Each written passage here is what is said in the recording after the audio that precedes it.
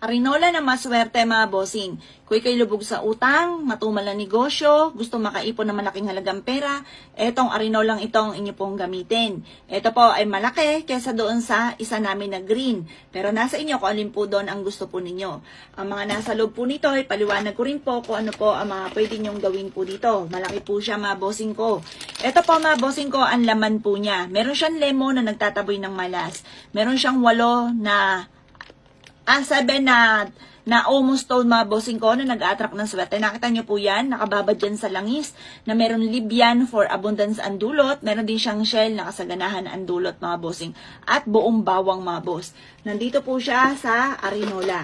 Ang gagawin nyo po mga bossing ko, step by step, ang gagawin nyo po, kumuha po kayo, halimbawa lubog ka sa utang. Kunin nyo po, kumuha ka ng isang malinis sa papel, isulat kung kanino ka may mga pagkakautang at magkanong halagang pera ang kailangan po ninyo na mabayaran kaagad ang inyong utang.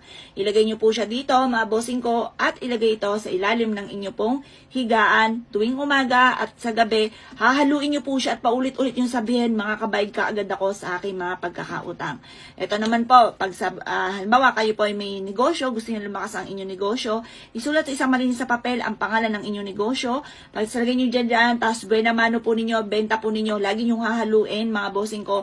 Kada may bibili, may maglalagay ka ng pera dito, haluin nyo. Nagtatawag po yun ng maraming customer para magkaroon ka ng malaking benta araw-araw. Halimbawa naman, gusto nyo makaipon ng malaking halagang pera kasi puro pangarap na lamang po bawat taon, bawat bagong taon, lagi na lamang po may resolution, New Year resolution, hindi naman nagkakatotoo, hindi kayo nakakaipon, ganito gawin po ninyo. Isulat ang pangalan po ninyo, kung sino yung mga nagtatrabaho sa inyo. Isulat po yan at i-wish na magkaroon kayo ng malaking halaga na ipon na pera. Ilagay ito mga bossing ko at panimulan nyo kahit magkano. Kung meron kang kilalang mayaman, manghingi ka kahit barya. Buena mano, para maanggihan ka ng swerte. At pagkatapos, haluin nyo po ito. Kada maglalagay ka, lagi ka magwi-wish. Kahit konti lang, lagi ka magwi-wish na magkaroon ka ng maraming pera at makaipon ka ng malaking halagang pera. Abel nyo na po ito mga bossing, 700 pesos lamang po siya. Malaking arinola po ito. Pangpunsoy talaga ito mga bossing ko na arinolang ito. Pulang-pula. Pantaboy ng malas at panghatak ng swerte.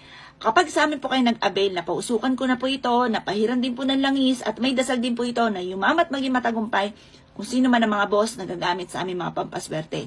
Avail nyo na po ito mga bossing.